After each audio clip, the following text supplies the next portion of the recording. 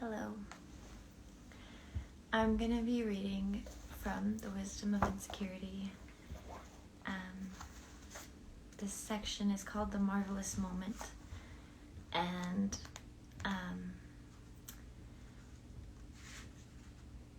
the next one is going to be called The Transformation of Life.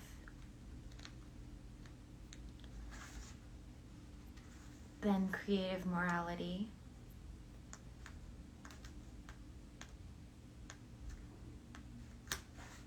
And finally, Religion Reviewed.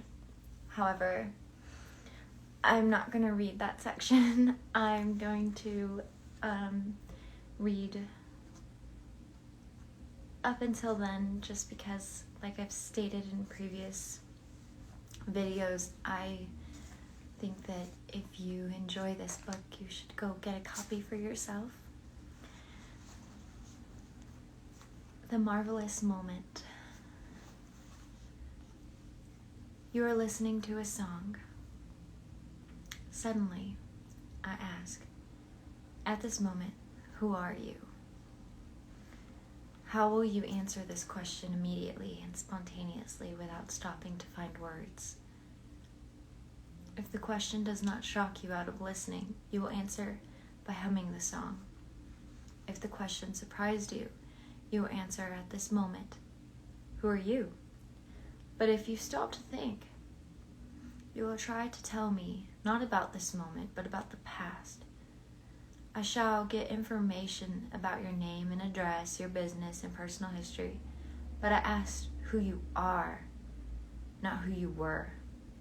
For to be aware of reality, of the living present, is to discover that at each moment, the experience is all.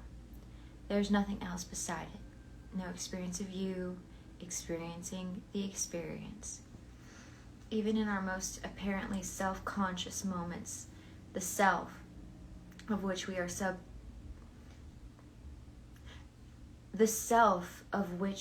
conscious. Okay, I'm gonna start over from there. Even in our most apparently self-conscious moments, the self of which we are conscious is always some particular feeling or sensation of muscular tensions, of warmth or cold, of pain or irritation, of breath or of pulsing blood. There is never a sensation of what senses sensations, just as there is no meaning or possibility in the notion of smelling one's nose or kissing one's own lips. In times of happiness and pleasure, we are usually ready enough to be aware of the moment and to let the experience be all. In such moments, we forget ourselves, and the mind makes no attempt to divide itself from itself, to be separate from experience. But with the arrival of pain, whether physical or emotional, whether actual or anticipated, the split begins and the circle goes round and round. As soon as it becomes clear that I cannot possibly escape from the reality of the present, since I is nothing other than what I know, this inner turmoil must stop. No possibility remains but to be aware of pain, fear, boredom, or grief in the same complete way that one is aware of pleasure. The human organism has the most wonderful powers of adaptation to both physical and psychological pain. But these can only come into full play when the pain is not being constantly re-stimulated by this inner effort to get away from it, to separate the I from the feeling. The effort creates a state of tension in which the pain thrives, but when the tension ceases, mind and body begin to absorb the pain as water reacts to a blow or cut. There is another story of a Chinese sage who was asked, "How shall we escape the heat?" meaning, of course, the heat of suffering. He answered, "Go right into the middle of the fire. But how then shall we escape the scorching flame? No further pain will trouble you. We do not need to go as far as China." The same idea comes from the Divine Comedy, where Dante and Virgil find that the way out of hell lies at the very center. In moments of great joy, we do not, as a rule, stop to think, "I am happy," or "This is joy." Ordinarily, we do not pause to think thoughts of this kind until the joy is past its peak, or unless there is some anxiety that it will go away. At such times, we are so aware of the moment that no attempt is made to compare its experience with our experience.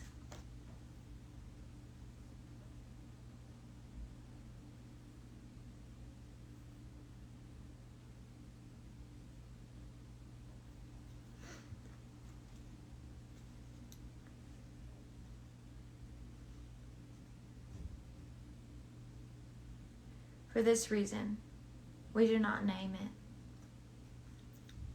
For names, which are not mere exclamations, are based on comparisons. Joy is distinguished from sorrow. By contrast, by comparing one state of mind with the other, had we never known joy, it would be impossible to identify sorrow as sorrow.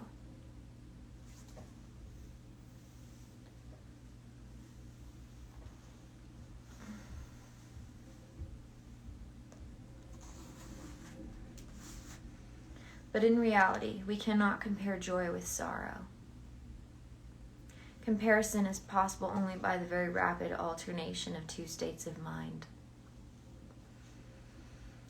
And you cannot switch back and forth between the genuine feeling of joy and sorrow as you can shift your eyes between a cat and a dog.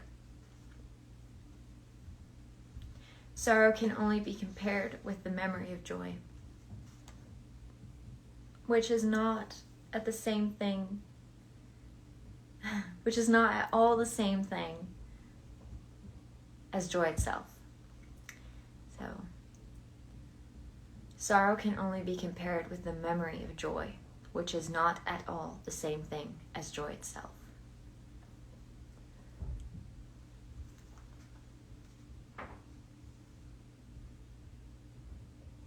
Like words, memories never really succeed in catching reality.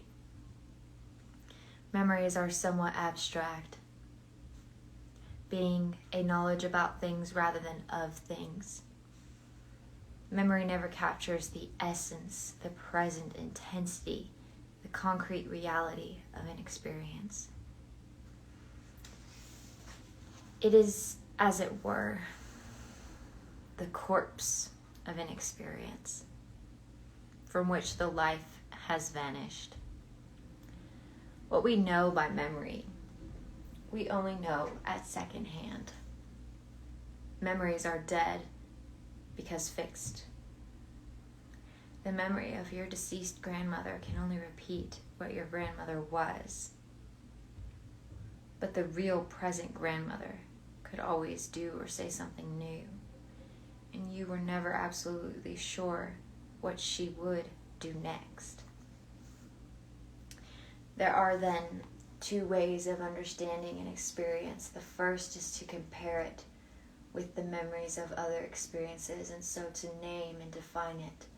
This is to interpret it in accordance with the dead and the past.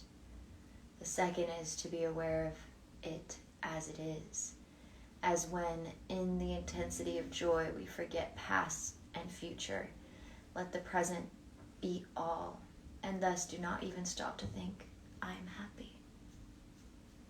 Both ways of understanding have their uses, but they correspond to the difference between knowing a thing by words and knowing it immediately. A menu is very useful, but it is no substitute for the dinner. A guidebook is an admirable tool, but it is hardly to be compared with the country it describes. The point, then, is that when we try to understand the present by comparing it with memories, we do not understand it as deeply as when we are aware of it without comparison. This, however, is usually the way in which we approach unpleasant experiences instead of being aware of them as they are. We try to deal with them in terms of the past. The frightened or lonely person begins at once to think, "I'm afraid," or "I'm so lonely." This is, of course, an attempt to avoid the experience. We do not want to be aware of this present, but as we cannot get out of the present, our only escape is into memories. Here we feel on safe ground, for the past is the fixed and the known, but also, of course, the dead. Thus, to try to get out of, say, fear, we endeavor at once to be separate from it and to fix it by interpreting it in terms of memory, in terms of what is already fixed and known. In other words, we try to adapt ourselves to the mysterious present by comparing it with the remembered past, by naming and identifying it.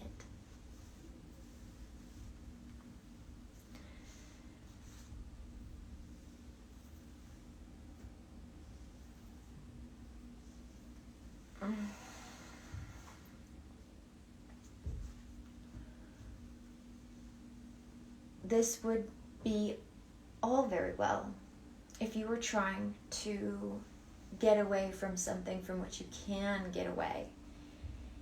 It is a useful process for knowing when to come in out of the rain, but it does not tell you how to live with things from which you cannot get away, which are already part of yourself.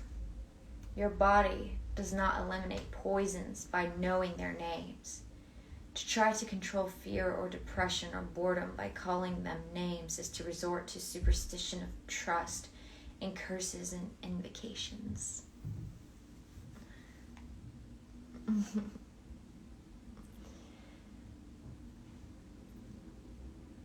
It is so easy to see why this does not work.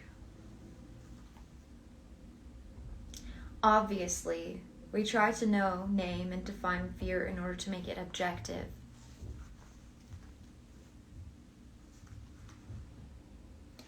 That is, separate from I. But why are we trying to be separate from fear? Because we are afraid. In other words, fear is trying to separate itself from fear, as if one could fight fire with fire. And this is not all. The more we accustom ourselves to understanding the present in terms of memory, the unknown by the known, the living by the dead, the more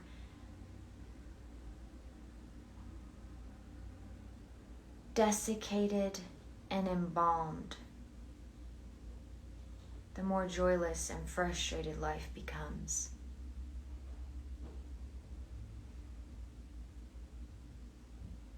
So protected from life, man becomes a sort of mollusk, encrusted in a hard shell of tradition, so that when at last reality breaks through, as it must, the tide of pent-up fear runs wild.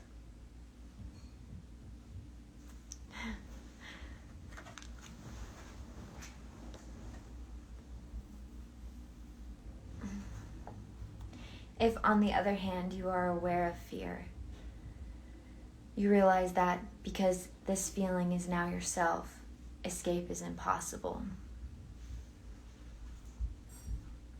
You see that calling it fear tells you little or nothing about it, for the comparison and the naming is based not on past experience, but on memory. You have then no choice but to be aware of it with your whole being as an entirely new experience. Indeed, every experience is in this sense new. And at every moment in our lives, we are in the midst of the new and the unknown. At this point, you receive the experience without resisting it or naming it. And the whole sense of conflict between I and the present reality vanishes. For most of us, this conflict is ever gnawing within us because our lives are one long effort to resist the unknown, the real present in which we live, which is the unknown in the midst of coming into being. Living thus, we never really learn to live with it. At every moment, we are cautious, hesitant, and on the defensive, and all to no avail. For life thrusts us into the unknown, willy-nilly.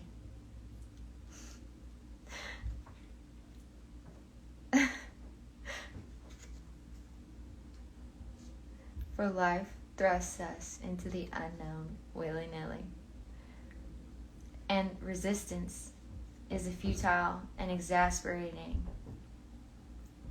endeavor as trying to swim against a roaring torrent. The art of living in this predicament is neither careless drifting on the one hand nor fearful clinging to the past and the known on the other. It consists in being completely sensitive to each moment, in regarding it as utterly new and unique, and having the mind open and wholly receptive.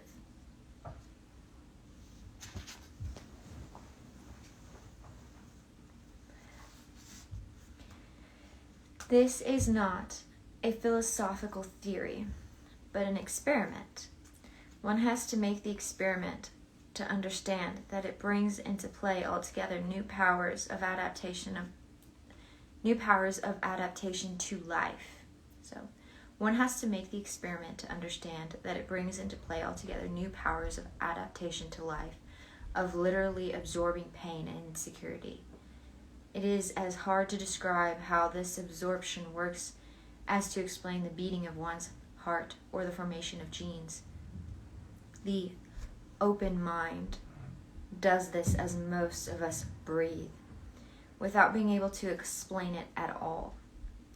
The principle of the thing is clearly something like judo, Judo, the gentle Jew, Ju, way, Do, judo, gentle way, of mastering an opposing force by giving into it. The natural world gives us many examples of the great effectiveness of this way. The Chinese philosophy, of which judo itself is the expression, Taoism, drew attention to the power of water to overcome all obstacles by its gentleness and pliability. It showed how the supple willow survives the tough pine in a snowstorm, for whereas the unyielding branches of the pine accumulate snow until they crack, the springy boughs of the willow bend under its weight, drop the snow, and jump back again. If when swimming you are caught in a strong current,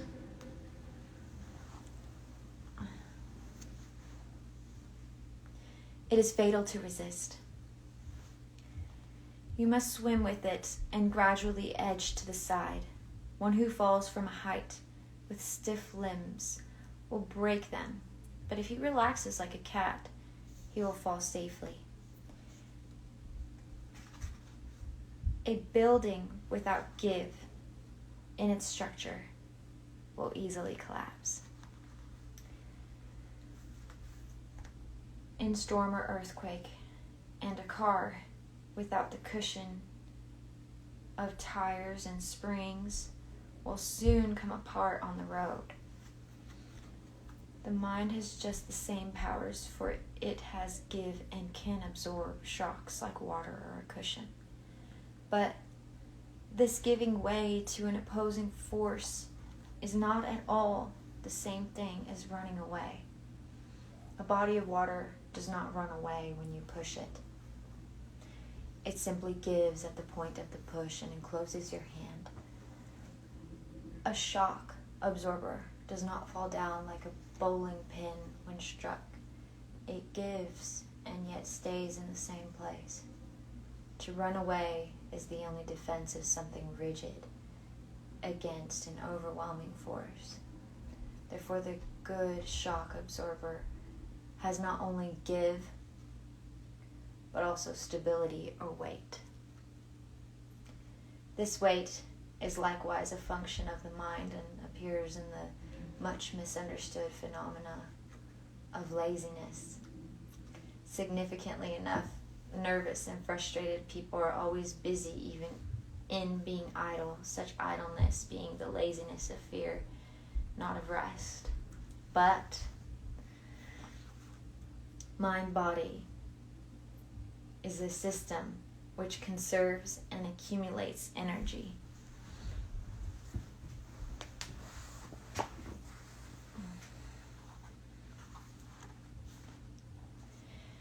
While doing this, it is properly lazy. When the energy is stored,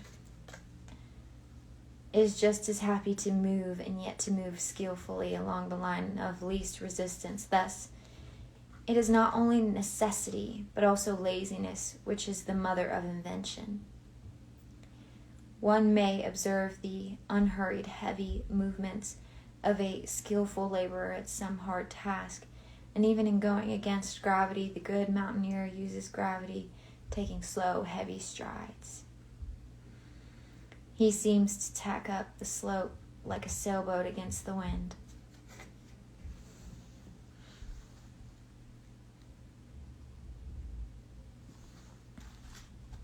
In the light of these principles, how does the mind absorb suffering?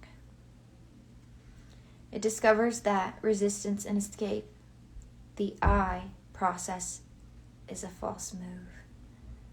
The pain is inescapable, and resistance, as a defense, only makes it worse. The whole system is jarred by the shock, seeing the impossibility of this course. It must act according to its nature, remain stable, and absorb. To remain stable is to refrain from trying to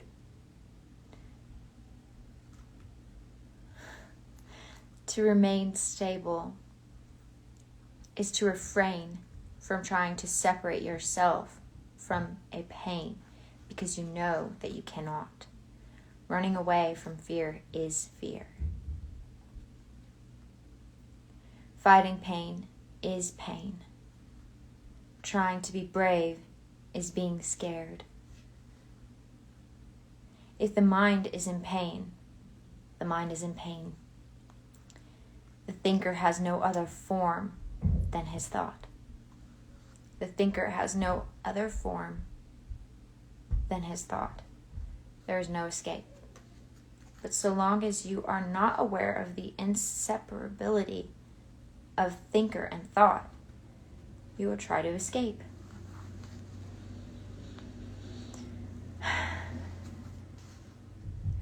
From this follows quite naturally absorption. It is no effort the mind does by itself, seeing that there is no escape from the pain.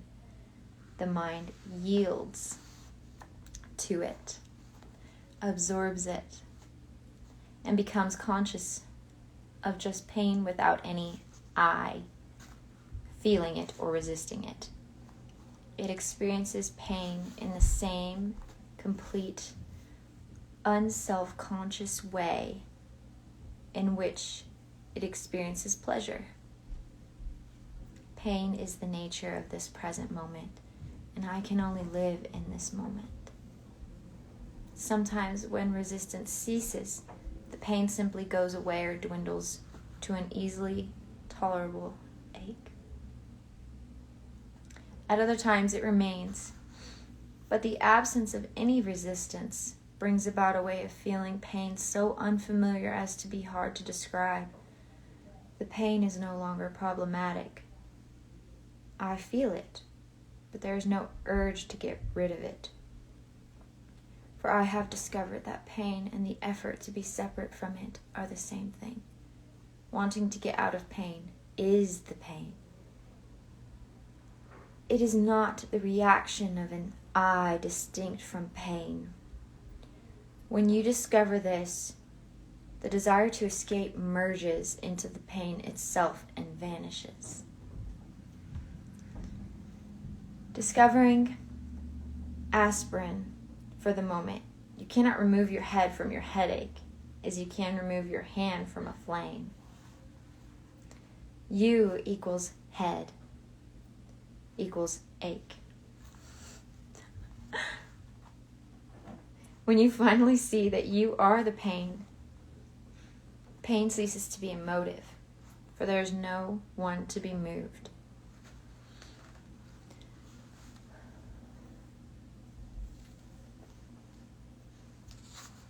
It becomes, in the true sense, of no consequence. It hurts, period.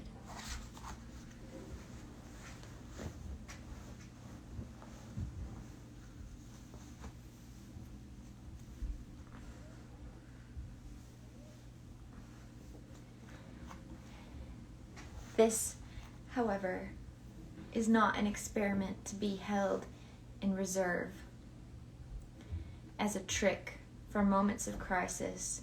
It is a way of life.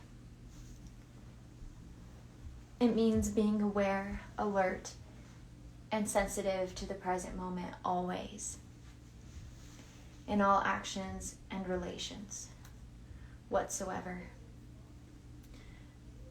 Beginning at this instant, this in turn depends upon seeing that you have really no choice but to be aware, because you cannot separate yourself from the present, and you cannot define it. You cannot define it. You can indeed refuse to admit this, but only at the cost of the immense and futile effort of spending your whole life resisting the inevitable.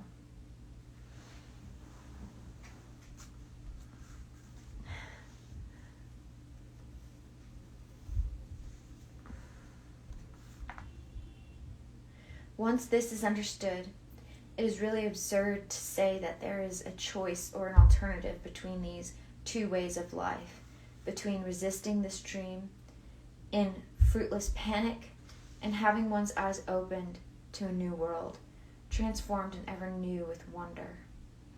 The key is understanding. To ask how to do this, what is the technique or method? What are the steps and rules? Is to miss the point utterly. To ask how to do this, what is the technique or method? What are the steps and rules? Is to miss the point utterly. Methods are for creating things which do not yet exist. We are concerned here with understanding something which is the present moment. This is not a psychological or spiritual discipline for self-improvement. It is simply being aware of the present experience and realizing that you can neither define it nor divide yourself from it. There is no rule, but look.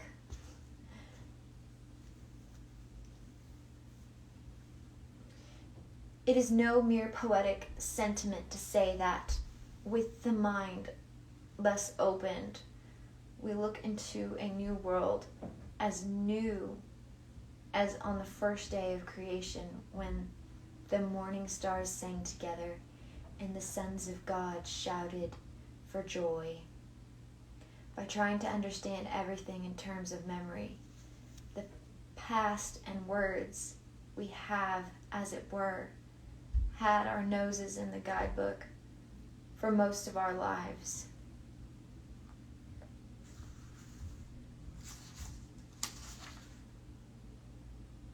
And have never looked at the view.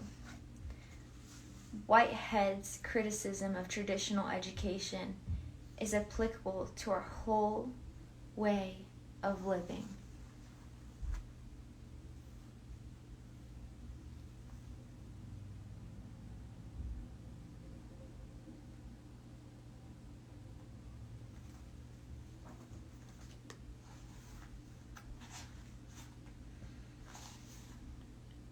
We are too exclusively bookish in our scholastic routine. In the Garden of Eden, Adam saw the animals before he named them. In the traditional system, children named the animals before they saw them.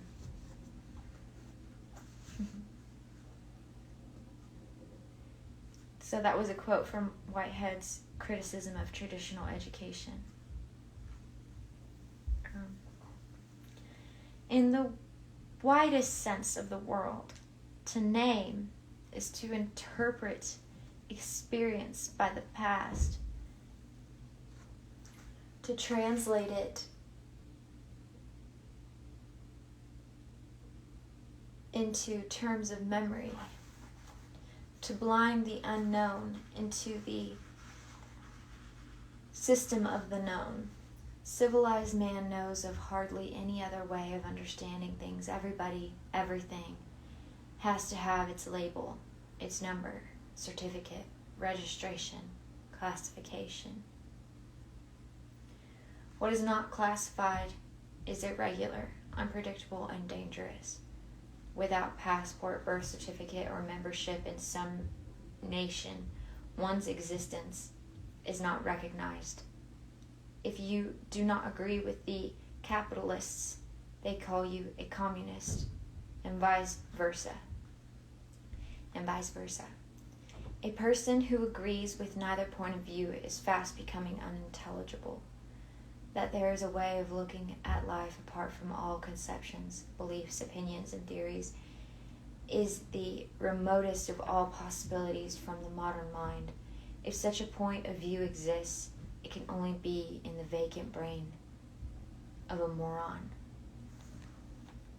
We suffer from the delusion that the entire universe is held in order by the categories of human thought, fearing that if we do not hold to them with the utmost tenacity, everything will vanish into chaos. So, it says the site is A.N. Whitehead Science in the Modern World, Cambridge, 1933.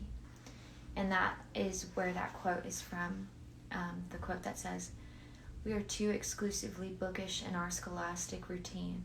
In the Garden of Eden, Adam saw the animals before he named them. In the traditional system, children named the animals before they saw them." We must repeat, memory, thought, language, and logic are essential to human life. They are one half of sanity, but a person, a society which is only half sane, is insane. To look at life without words is not to lose the ability to form words, to think, remember, and plan. To be silent is not to lose your tongue. On the contrary, it is only through silence that one can discover something new to talk about. One who talked incessantly without stopping to look and listen would repeat himself. It is the same thing with thinking, which is really silent talking.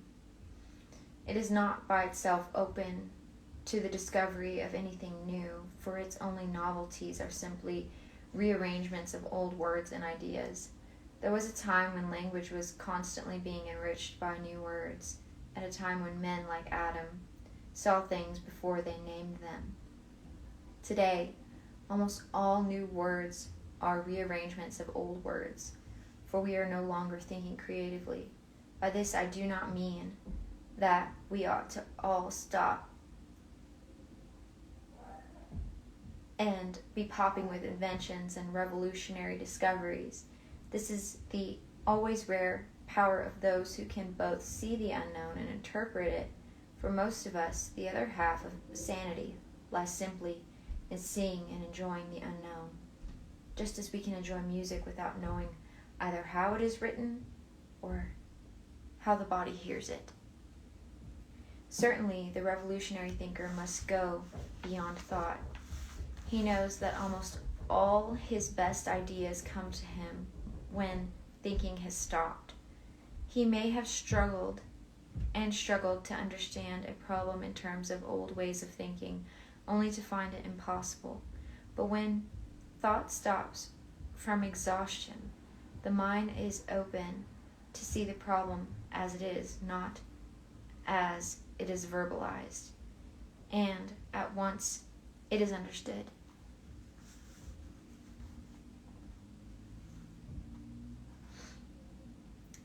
But going beyond thought is not reserved to men of genius. It is open to all of us insofar as the mystery of life is not a problem to be solved, but a reality to be experienced. It is given to many to be seers, but to few to be prophets. Many can listen to music, but few can perform and compose. But you cannot even listen if you can hear only in terms of the past. What should we make of one of Mozart's symphonies? What should we make of one of Mozart's symphonies if our ears were attuned only to the music of tom-toms? We might get the rhythms, but almost nothing of the harmony and melody. In other words, we should fail to discover an essential element of music. To be able to hear, much less write, such a symphony, men had to discover new noises, the vibration of catgut, and the sound of air in a tube, and the hum of a plucked wire. They had to discover the whole world of tone as something entirely different from pulse. If I can only conceive pulse, I cannot appreciate tone. If I can think of painting only as a way of making colored photographs without a camera, I could see nothing but an ineptitude of a Chinese landscape. We learn nothing of very much importance when it can be explained entirely in terms of past experience.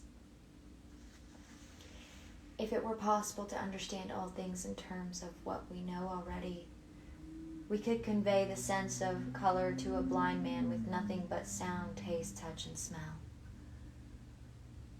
If this is true in the various arts and sciences, it is a 1,000 times more true when we come to the understanding of life in a larger sense and want to have some knowledge of the ultimate reality of God. It is surely absurd to seek God in terms of preconceived ideas of what God is. To seek thus is only to find what we know already, which is why it is so easy to deceive oneself into all manner of supernatural experiences and visions. To believe in God and to look for the God you believe in is simply to seek confirmation of an opinion, to ask for a revelation of God's will, and then to test it by reference to your preconceived moral standards is to make a mockery of asking. You knew the answer already. Seeking for God in this way is no more than asking for the stamp of absolute authority and certainty on what you believe in any case, for a guarantee that the unknown and the future will be continuation of what you want to retain from the past, a bigger and better fortress for I.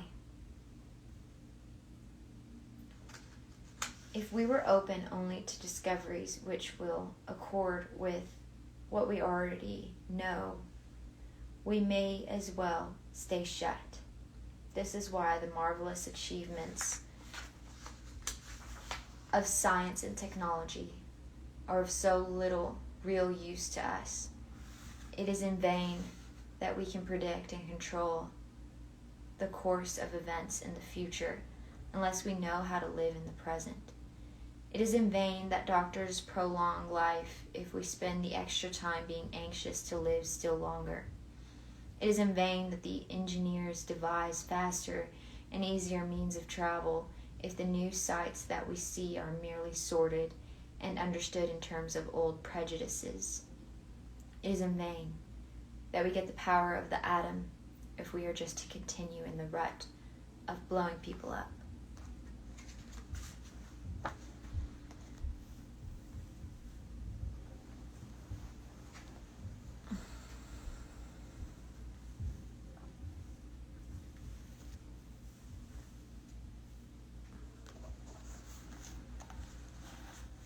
Tools such as these, as well as the tools of language and thought, are of real use to men only if they are awake, not lost in the dreamland of the past and future, but in the closest touch with that point of experience where reality can alone be discovered.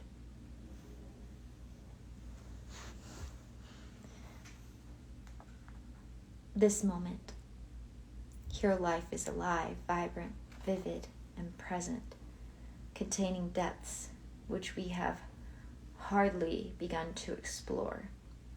But to see and understand it all, the mind must not be divided into I and this experience. The moment must be what it is and always is, all that you are and all that you know. In this house, there is no room for thee and me.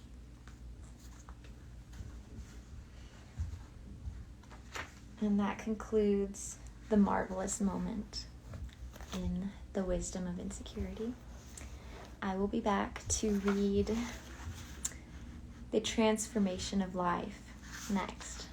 I don't know when that will be, but don't fret. It will be something that I read soon enough.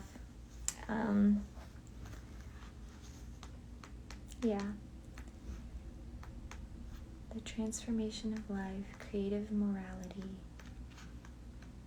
and religion reviewed. I hope that you enjoyed this video and that you've been potentially able to enjoy my other readings of this book.